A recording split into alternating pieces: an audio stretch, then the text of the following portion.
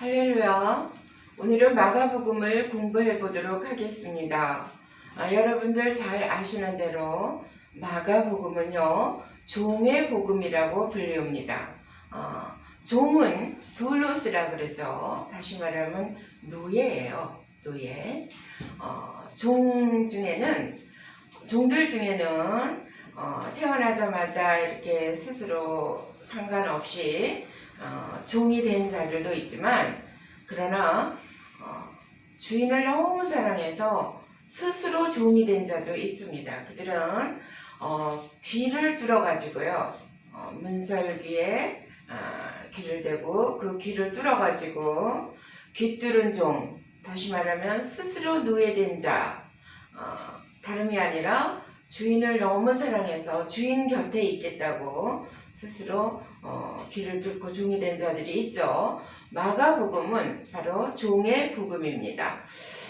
마가복음은요, 전통적으로 로마와 깊은 관련을 갖고 있기 때문에 본서는 AD 64년에서 70년경에 있었던 로마 교회의 박해를 배경으로 기록된 것이라고 보고 있습니다.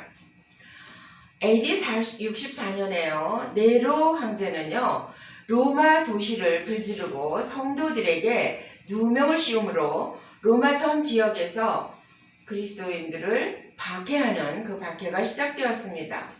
이때 마가는 주님의 생애를 기록함으로써 로마교회 성도들에게 고난에 대비할 것을 암시하고 있습니다.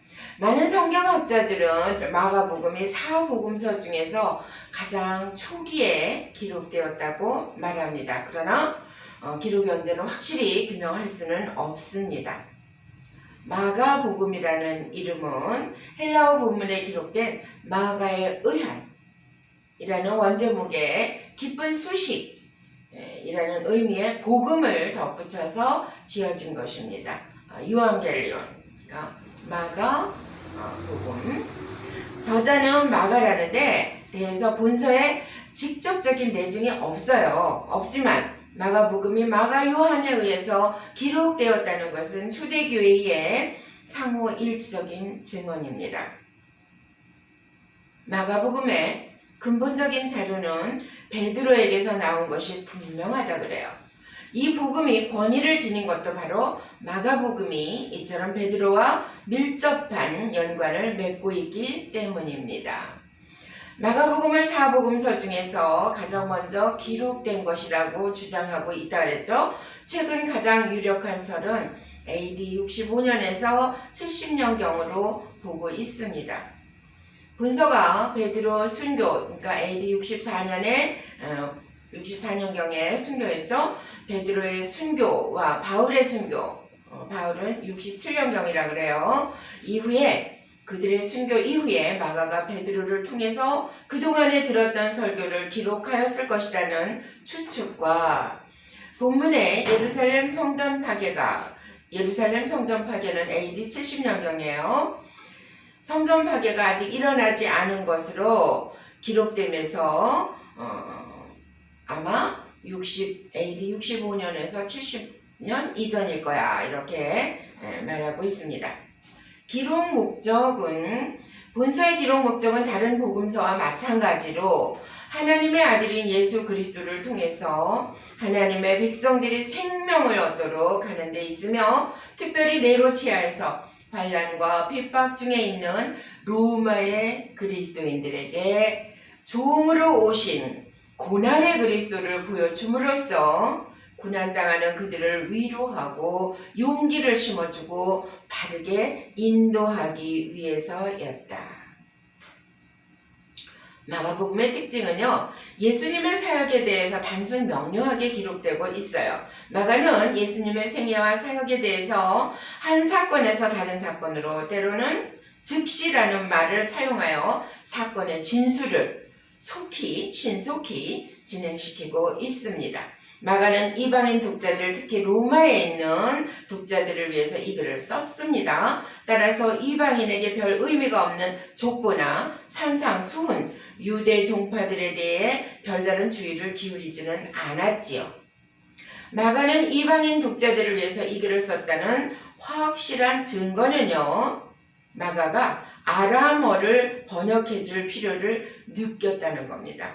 성경 곳곳에, 이 마가복음 곳곳에 아람어가 나옵니다.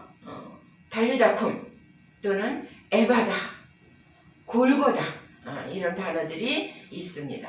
본 복음서는 예수님의 말씀보다도 그의 행적에 대해서 비중을 많이 두고 있어요.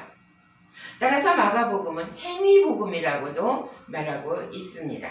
그래서 본서에는 바로 곧이란 단어가 40번 이상이나 기록되어 있습니다. 주요 요절이 있어요. 10장 45절에 보면 예수님이 말씀하셨죠. 인자가 온 것은 섬김을 받으려 함이 아니라 도리어 섬기려 하고 자기 목숨을 많은 사람의 대속물로 주려 함이니라. 주님이 밝히셨어요. 마가복음은 1장 1절부터 16장 20절까지로 되어 있고요.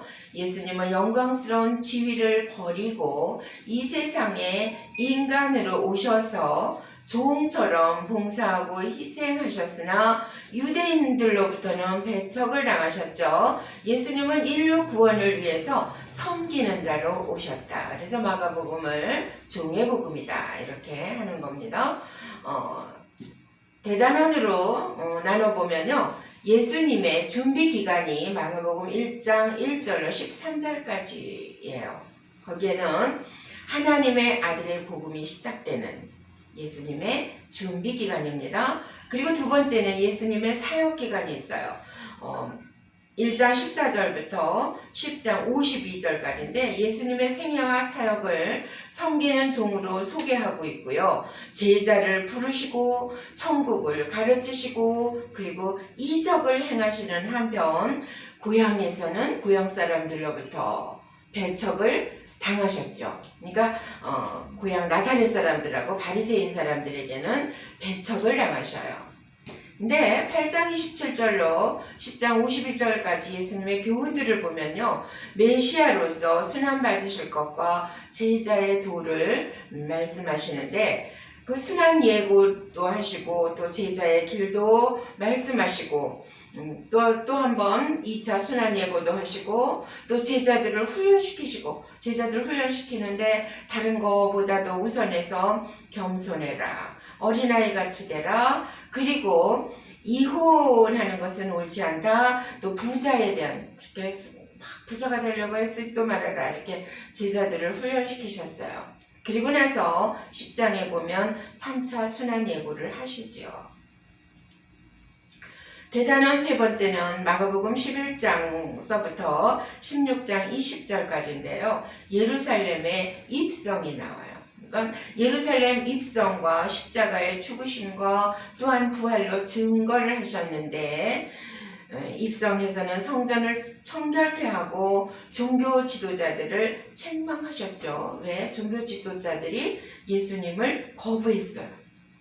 그러니까 그 거부하는 지도자들에게는 악한 농부의 비유를 통해서 그들이 정말 예수님을 어떻게든지 배척하려고 혈안이 되어 있는 그들에게, 그 지도자들에게 가치 있는 천국이란 무엇인가를 생각하게 했습니다. 그리고 예수님의 죽으심이 나오죠. 13장 1절로 15장 47절까지는 인류의 죄를 대신해서 십자가에서 죽으시는 그 말씀이 나옵니다. 성전의 종말을 예언했고 종말의 징조와 환난 또 성도의 인내를 강조했죠. 그리고 붙잡히시기 전까지 최후의 만찬을 하셨고 겟세마네에서 또한 기도를 하셨습니다. 잡혀서 신문 당하실 때도 오직 하나님의 뜻에 순종하심으로 따지거나 또는 핑계를 대지 않고 잡혀서 신문을 당하셨어요. 그리고 결국은 십자가에서 죽으십니다. 인류를 대신해서 죽으셨고 그리고 무덤에 장사되셨죠.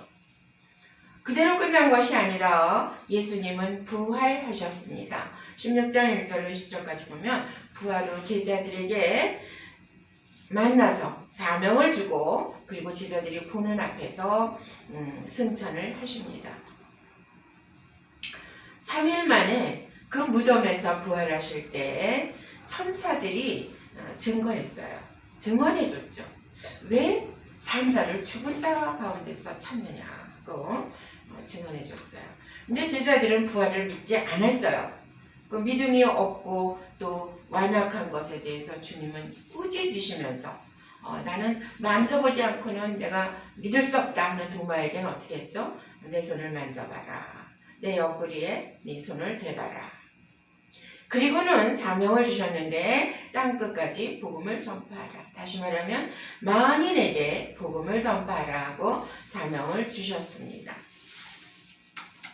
예수님이 하나님의 아들로서 복음을 시작할 때는요, 다른 복음서들이 서론에 많은 지면을 할애한 것과는 달리 본서는 1장 1절에만 내용을 규명한 채 단도직입적으로 세례 요한의 사역에 대해서 언급했고요. 그리고 예수께서 세례 요한에게 세례를 받으신 사건, 다시 말하면 하나님의 의를 이루신 거죠. 그리고 죄인과 동일한 위치에 본인을 인간 예수로 두셨습니다. 왜? 인간을 대신해서 생명을 내어주시기 위해서 그 대속 사역을 온전히 이루게 하시기 위한 예표로서 세례 요한에게 세례를 받으셨어요. 그리고 광야에서 40일을 줄임으로써 사단으로부터 시험을 당하신 사건을 또한 언급했죠. 그렇게 해서 자연스럽게 예수를 전면에 부각시키고 있습니다. 그러니까 마가가 예수님의 곁에서 그 공생의 기간 동안 함께하면서 자기가 쭉 보아왔던 그 예수님을 그대로 이렇게 기록한 것입니다. 여러분, 예수 그리스도의 의미를 아십니까? 예수는요 구원자라는 뜻이에요. 그리고요 그리스도라는 뜻은 메시아를 의미하고 있습니다. 인류를 구원하기 위해 오신 메시아, 그분이 바로 예수 그리스도입니다. 예수님의 사역은 5장 43절까지 나오는데요. 마가는 예수의 측면 중 하나님의 구원 섭리에 순종해서 우리 죄인을 위하여 일하시는 종으로서의 모습에 초점을 맞추고 있습니다. 예수의 공생의 사역은 참으로 권세 있는 가르침과 초자연적인 이적이 연속되는 그런 사건들이 있었죠. 예수께서는 소외당해서 죄인 취급받던 자들의 친구가 되시는 등 당시 사람들의 보편적인 생각과는 확연히 다른 메시아 시대에 가져야 할 자세를 가르쳐주고 있습니다. 예수께서는요, 당시 유대사회에서 행하였던 농사법을 배경으로 하나님 나라의 현재성을 강조하면서 하나님 나라의 특성과 본질을 설명했습니다. 아주 이렇게 예화를 들어도 사람들이 귀에 쏙쏙 들어오도록 쉽게 그렇게 하셨죠. 예수께서는 갈릴리 바다의 거센 풍랑을 잔잔케 하시고 자연계를 지배하시며 거라사 광인을 치유하시고 혈루증 앓는 여인을 치유했고 회당장 야이로의 딸의 소생 다시 살리셨죠. 초자연적인 권능을 행하셔서 인간이 직면한 모든 질고를 완전하게 치유하시는 분이심을 나타내 주셨습니다. 예수님께서 사역 당시에 많은 무리들이 예수님을 보려고 막 몰려들었어요. 그래서 예수님은 자주자주 그들의 그 무리들을 피해 다니셨습니다. 그것은 사역을 방해받지 않기 위해서 그런 것입니다. 예수님은 부르러 오셨다면서 왜 몰려오는 사람들을 왜 이렇게 피하셨을까? 왜 한적한 곳으로 가셨을까? 왜 홀로 가서 기도하셨을까? 근데 그것은 사역을 방해받지 않기 위해서 그런 것입니다. 하나님의 종들은요, 종종 홀로 있는 시간이 필요합니다. 늘 분주하고 무언가 열심히 하면 내가 이렇게 주를 위해서 열심히 하고 있어 하고 자기 만족은 있을지 모르지만 그러나 초심을 잃어버리기가 쉽습니다. 그래서 뜨거운 사람들, 열정적인 사람들이 자칫하면 초심을 잃어버리고 정말 주님하고 상관없이 막 열심히 달려서 일을 하다 보면 어느 사이인가 모르게 예수님은 안 보이고 자기의 사역만 많이 쌓여있는 경우들이 종종 있죠. 주님은 그런 것들의 본보기로서 늘 하나님이시면서도 불구하고 주님은 주님의 사역을 위해서 늘 한적한 곳을 찾으셨고 홀로 기도하셨으며 밤을 지새우기 일상이었습니다. 그러나 하나님의 때에는요, 그분은요 스스로 자원해서 나갔습니다. 무리들이 막 찾으려고 해도 못 찾는 한적한 곳에 가기도 하셨지만, 그러나 하나님의 때가 차면 하나님께서 그 이루실 그 뜻을 위해서 주님은 스스로 자원해서 그들 앞에 나아가셨죠. 12제자를 택하셨다는 것은요, 구약의 12지파와 연관되어 있습니다. 12의 의미가 있죠. 난 12의 의미가 뭘까 생각을 해봤어요. 그것은 하늘의 숫자 3과 땅의 숫자 4를 더하면 7이죠. 완전 숫자예요. 또 하늘의 숫자 3과 땅의 숫자 4를 곱하면 12더라고요. 그래서 12의 그 의미도 완전한 숫자를 말하는 것 같습니다. 예수께서 정의와 사랑을 외쳐서 많은 이적을 통해서 천국 복음을 외침에도 불구하고 당시 사회 인사층과 부유층에서는요, 예수님을 말하기를 저가 바알세불의 힘을 빌어서 저렇게 이적을 나타내고 있다 그랬어요. 또 귀신의 힘을 빌린 무당하고 똑같다 이렇게 말하기도 했어요. 또 사술적 행동으로 하고 있다 하고 무조건 매도했습니다. 마가는 그들의 행동이 성령을 거스리는 죄라고, 그 죄에 해당된다고 말했습니다. 여러분, 성령을 거스리는 죄는 회개할 수 없는 죄죠. 다시 돌이킬 수 없는 죄입니다. 모든 죄를 다 용서하시지만 성령을 거스리는 죄에 대해서는 구하라고 말하지 않겠다. 주님도 그렇게 말씀하셨죠. 그런데 이 예수님께서요, 6장 1절로 8장 26절까지를 보면 고향 나사렛에서 그리고 바리새인들에게서 배척당하시는 장면이 나옵니다. 갈릴리 사역의 기록이죠.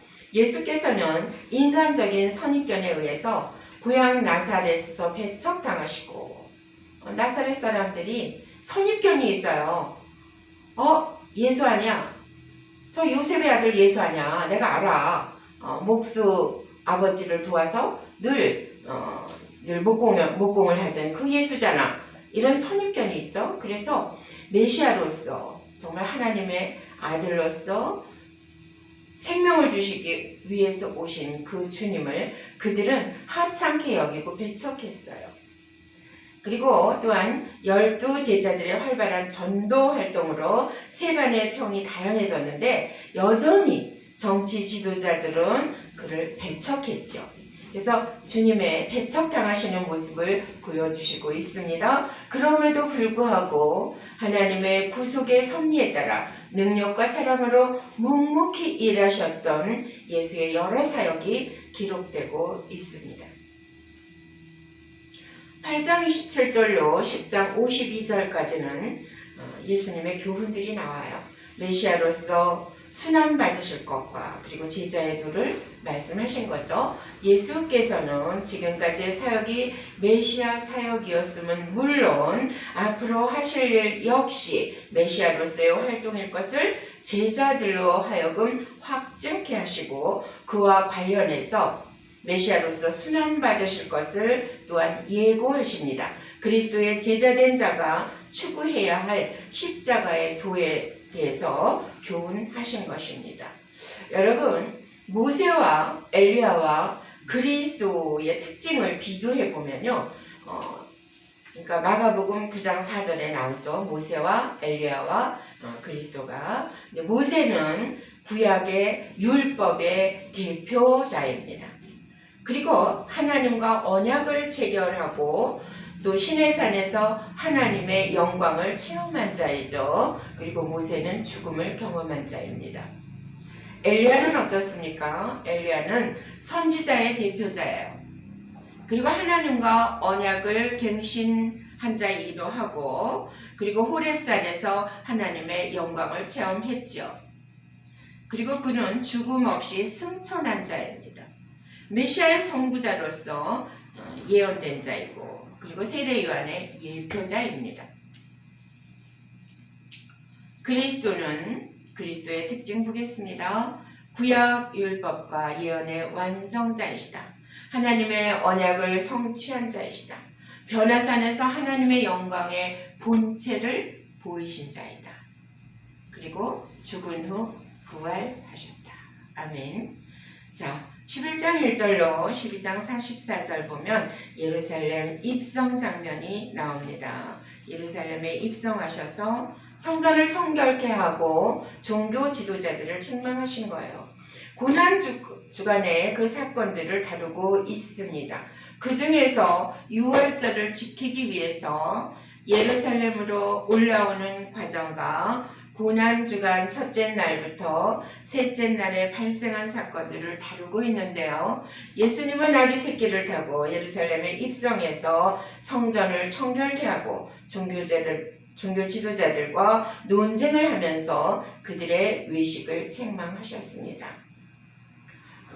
그 중에서도 특히 무화과 나무 사건을 여러분 잘 아시죠? 주님이 줄여서 뭔가 먹을 것이 있을까 하여 잎이 무성한 무화과 나무 곁에 가는데 열매가 하나도 없었어요. 그래서 주님은 그 무화과 나무를 저주하셨습니다. 그것은 외식과 형식주의에 급급한 유대교에 대한 심판을 상징한 겁니다.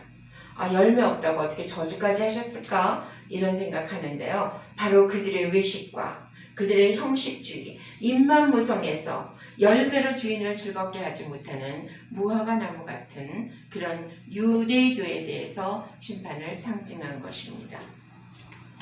그래서 주님이 저주하셨더니 나중에 보니까 뿌리째 말라서 죽어있더라 그랬어요. 자, 13장 1절로 15장 47절까지는 예수께서 인류의 죄를 대신해 십자가에서 죽으셨다 그러셨는데, 예루살렘에서의 마지막 공적인 가르침인 종말에 대한 내용이 13장에 담겨있다.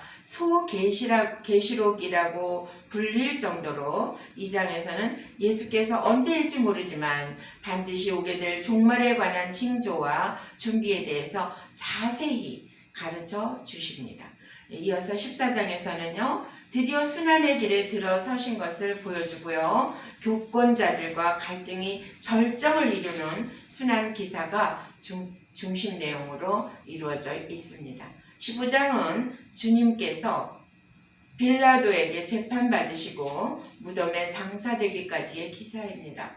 빌라도는 여론의 편승에서 주님께 사형 선고를 내림으로써 기독교 역사에 영원히 지워지지 않을 오명을 남겼습니다.